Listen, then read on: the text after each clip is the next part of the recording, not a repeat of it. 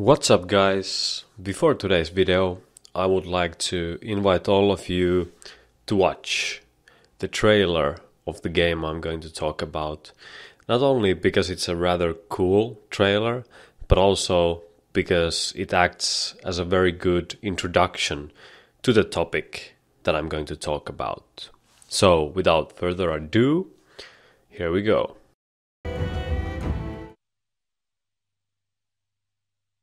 Yeah, let me so, but I was born into slavery, deprived of any right, of any faith. I was sold, traded for labor, forced to watch the suffering, treated like a beast of burden.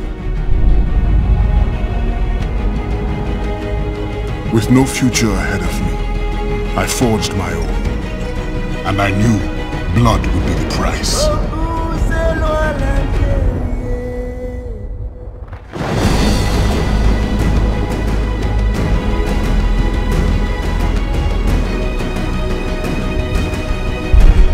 I never looked back, never wanted to, never had to, until now.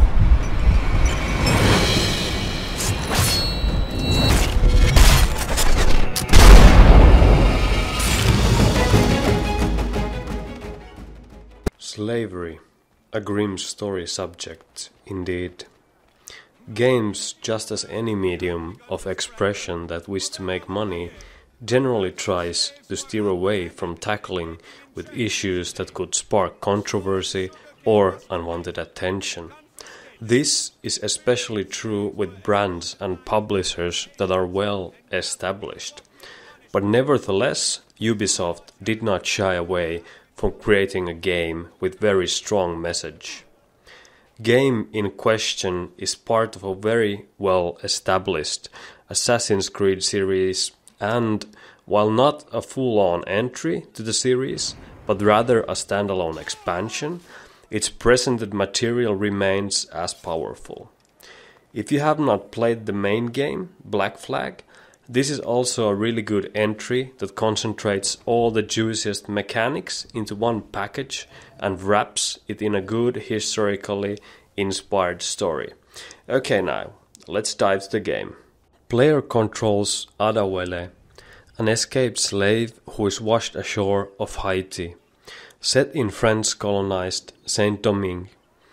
Player tries to free the slaves while still aiming to continue their mission with the Assassin's Brotherhood, which by the time player takes control of their character has already become part of. The game doesn't shy away from directly linking the historical material with its gameplay locales and mechanics. The islands are inhabited by all the people as they historically were: white plantation owners, freedmen, plantation overseers, and slaves. Even some smaller details, like even going around the island, it's possible to find smaller groups of marooners hiding on the outskirts of the towns. During visits in the town, the player can see slave markets, transportation of slaves, a solo runner fleeing to freedom, slaves being punished, or maybe an injured slave that you need to carry somewhere safe. These multiple situations give players plenty to do, and as for every freed slave, there seems to be 2 more coming in on a boat. There is no shortage of people to help through side missions. While these activities are not portrayed in an especially cruel way to push the player into hating the slavers, it takes only a couple of minutes of walking in the town, and most players have seen enough wrong to willfully hack all the slavers to pieces. Again, this is not pushed. It's something that the player witnesses left and right when moving about, and it stucks the inhumanity of the portrayed conditions into the minds of players. These are further made gritty by the knowledge that these events are based on history, and most likely than not happened in similar form as they're portrayed in the game. Personally, I feel like this is all very much necessary to give the right impression to players for what it was like during those times. Better to not sugarcoat these subjects, or the message given will start to lose its power.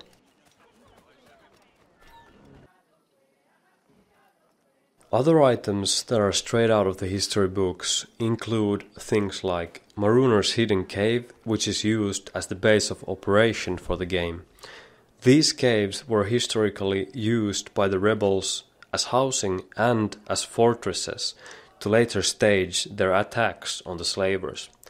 The regular side missions like plantation saving also tied directly to the historical side of revolts that happened all around on the Haitian island.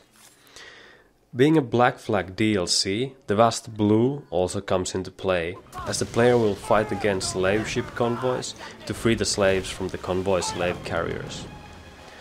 All of this is wrapped in a more brutal and aggressive take on Assassin's Creed franchise. The gameplay concentrates heavily on killing all the slave trade employed people.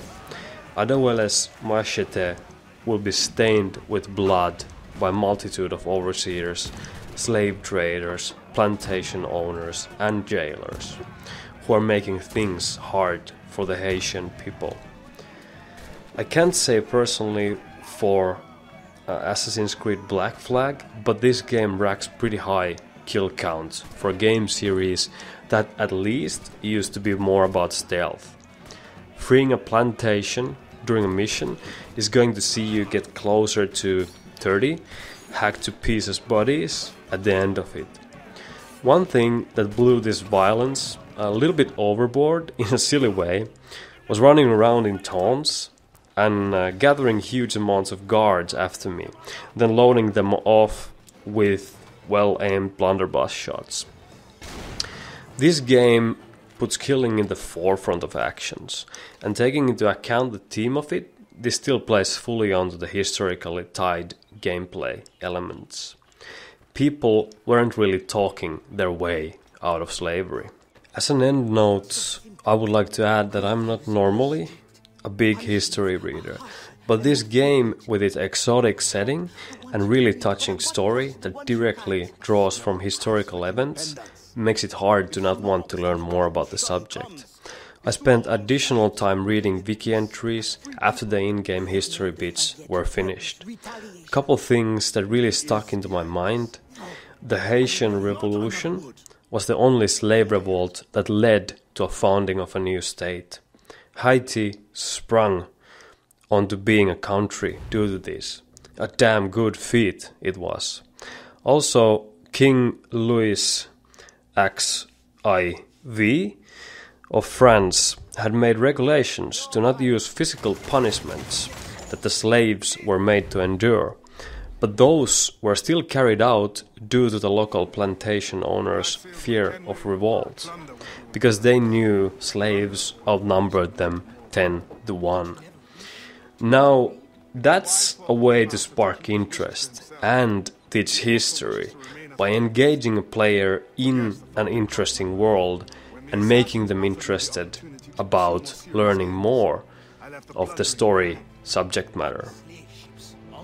No, for I am still an assassin, and I have found them again. I would not trade my years as a pirate for anything. You enjoyed your freedom. They hardened me for the work we do today.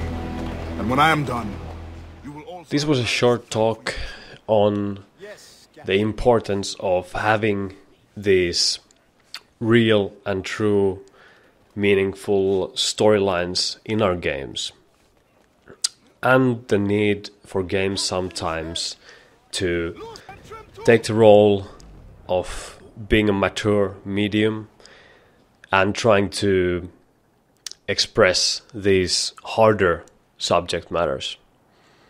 And it's also a thank you letter to Ubisoft for taking the risk of making a game that has a subject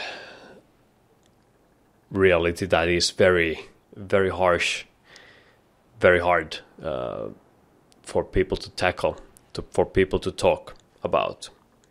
I wish to see more games do this and incorporate storylines similar to this one, not from the same subject matter, but within the same ideology of talking about important things.